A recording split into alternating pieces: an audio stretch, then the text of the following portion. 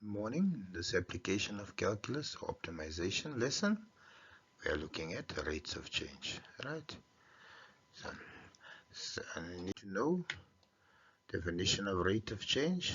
So in maths, rate of change describes how one quantity changes in relation to another, right? Which you used to from grade 8 and 9.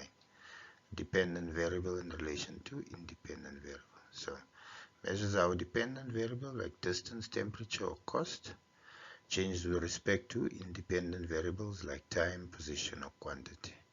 It's often written as a ratio, so the change in output over change in input, that's considered a ratio or fraction, 1 to or derivative. Alright?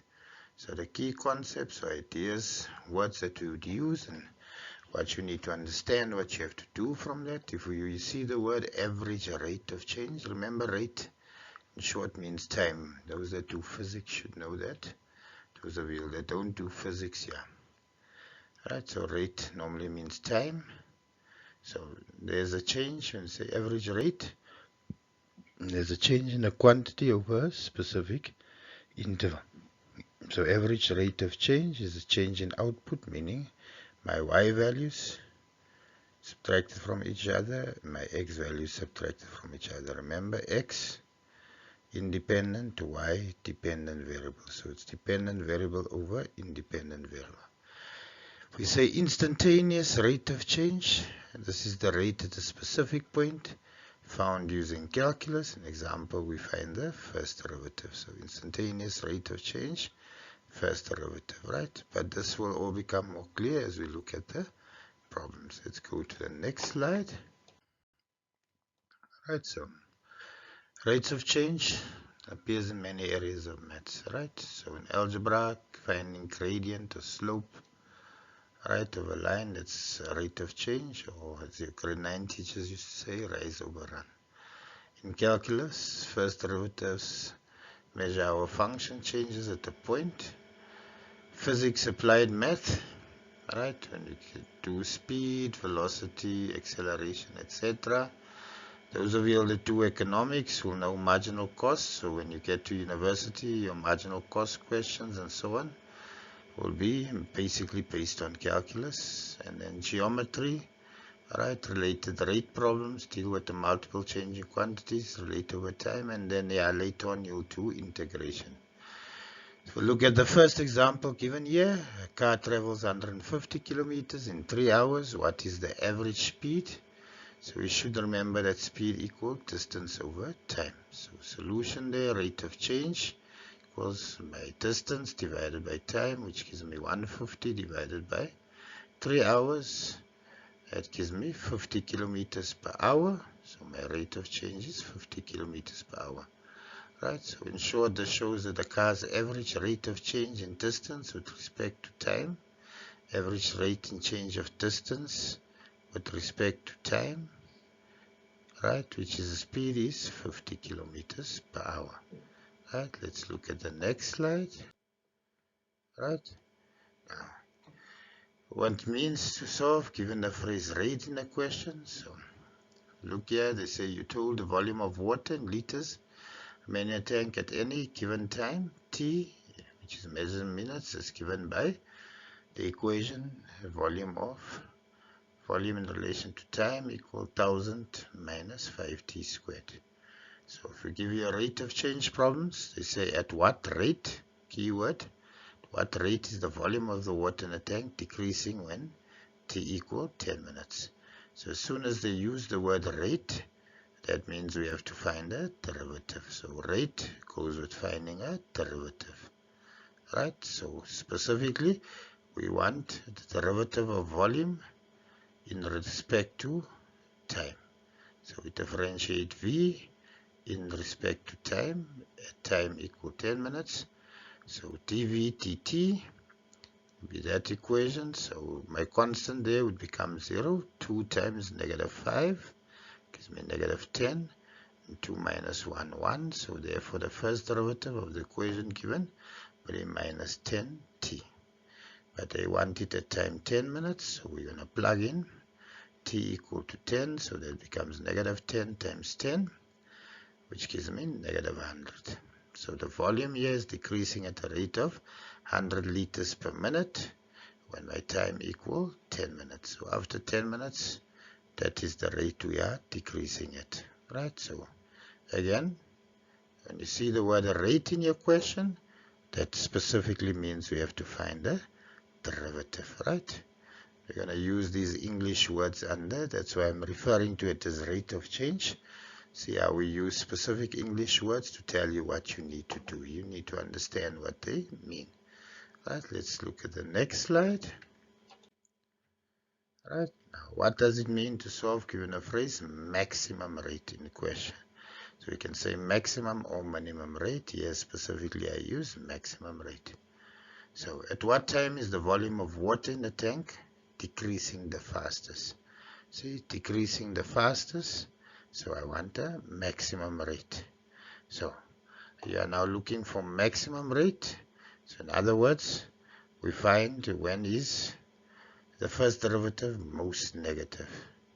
Right? But here the derivative, we know dv over dt from the previous problem equal minus 10t. That's from this equation 1000 minus 5t squared. Right? That is a linear equation, it's not squared, so minus 10 is technically my gradient. Instead of t, I could have written x. Alright? So it's decreasing. So since the tank can't go on forever, remember tank has only so much water and it can only let out so much water. Eventually my volume in the tank will become 0.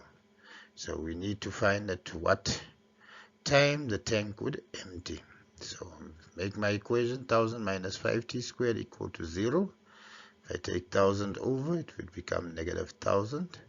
Always divide by whatever's in front of t squared. So minus 1000 divided by negative 5 gives me 200. But that's t squared. So to find t, remember time can't be negative. So therefore I didn't put plus minus square root, but just positive square root 200. Which is approximately 14 minutes.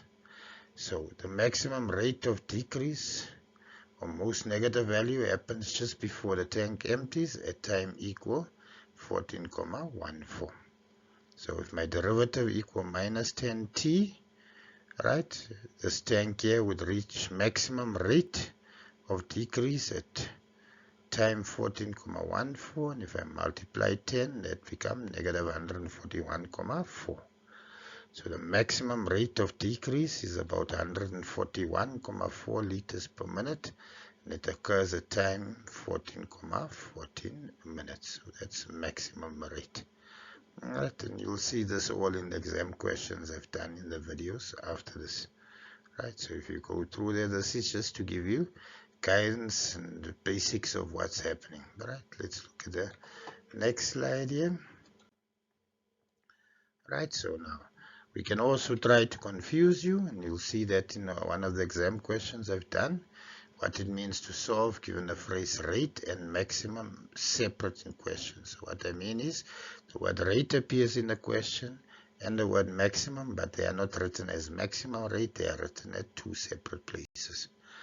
So suppose the volume V in liters of water in a tank at time t in minutes is modeled by the cubic function Vt equal minus t cubed plus 6t squared plus 15t.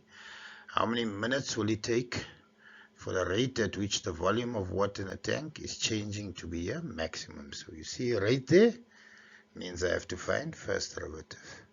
Maximum also means I have to find the derivative. So if I found first derivative there, I have to find second derivative. But because they use the word maximum or sometimes minimum, it means I must make my second derivative equal to 0.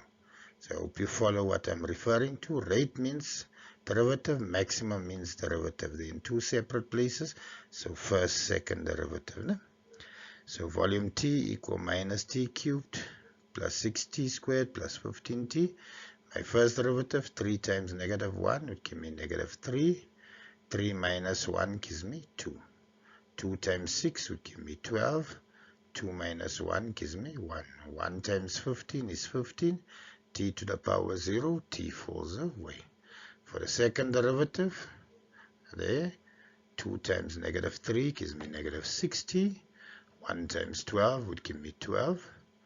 And there my second derivative, because they use the word maximum, I have to make it equal to 0. Minus 60 plus 12 equals 0.